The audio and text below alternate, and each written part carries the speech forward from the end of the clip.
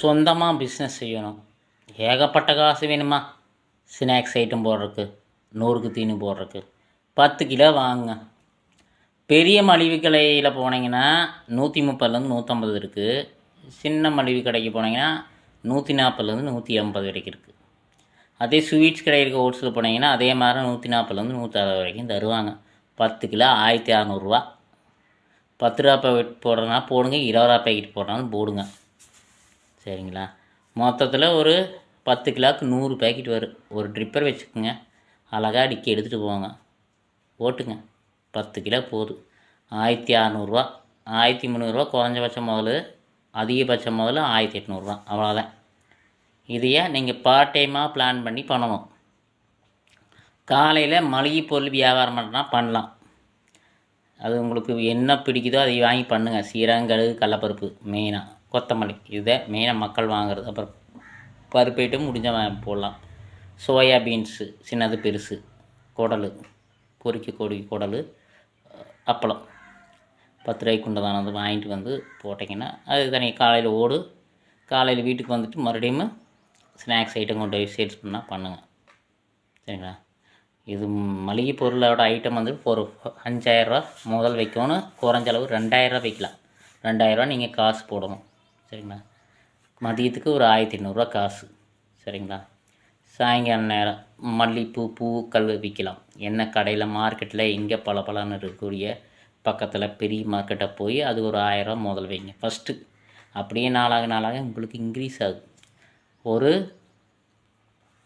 10,000 ரூபாயில் ஒரே நாள் 4 சொந்த தொழில் பார்த்துக்கலாம். சரிங்களா? 4 சொந்த தொழில். 4 மணிக்கு மேலே சாயங்காலம் 5-6 மணிக்கு கிட்ட பப்பாளி ஆகட்டு, இல்லைன்னா ஃப்ரெஷ்ஷான காய்கறி ஆகட்டு வாங்கிட்டு தோட்டத்தில் வாங்கிட்டு வந்து சாயங்காலம் கொண்டு போய் விற்றீங்கன்னாலும் சரி, இல்லைன்னா பப்பாளி கொண்டு போய் விற்றீங்கன்னாலும் சரி, சாயங்கால நேரம். சரிங்களா?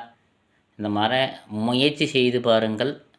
இல்லைன்னா மதிய நேரத்தில் பப்பாளி கொண்டு காலையில் நம்ம சொல்கிற பாருங்க, காலையில் மளிகை பொருள் வாங்குகிறோம், சேல்ஸ் பண்ணுறோம், வீட்டுக்கு 9 மணிக்கு வந்துடுறோம்.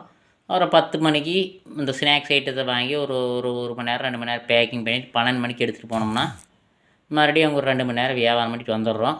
மறுபடியும் வீட்டுக்கு வரோம், லஞ்செல்லாம் முடிச்சுட்டு 3 மணிக்கு பப்பாளி இந்த மாதிரி ஐட்டங்கள் நீங்கள் எங்கே வியாபாரத்துக்கு போகிறீங்களோ அங்கேருந்து பொருள் வரும்போது ரிட்டன் வாங்கிட்டு வந்துடணும்.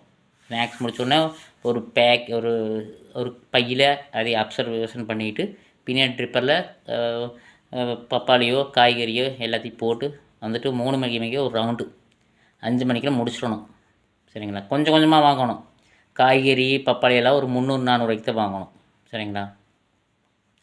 அப்புறம் சாயங்காலம் மல்லிகைப்பூ எந்த பூ போட்டாலும் சரி, சாயங்கால நேரம் அது ஒரு 1000 ரூபாய்க்கு முதல்ல. இப்போ ஸ்டார்டிங்கில் மளிகை பொருள் 5000, ஸ்நாக்ஸ் ஒரு 1800, காய்கறி ஒரு 500, 2300, 7300, இது ஒரு 1000 ரூபா.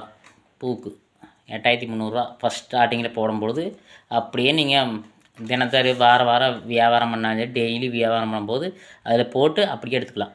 பெரிய முதல் தேவையில், பெருசாக பண்ணவங்க தேவையில் 8300, அதிகபட்சம் 10,000 அவ்வளோதான் முதல்ல போட்டு நீங்கள் உங்களோட பிஸ்னஸை சொந்த தொழில் தொடங்கிட்டு போகலாம். 4 வேலை பார்த்த மாதிரி இருக்குது.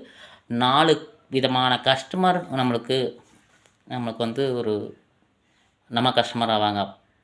காய்கறிக்கும் தனி கஸ்டமர் இருக்கிறாங்க, பப்பாளிக்கும் தனி கஸ்டமர் இருக்கிறாங்க.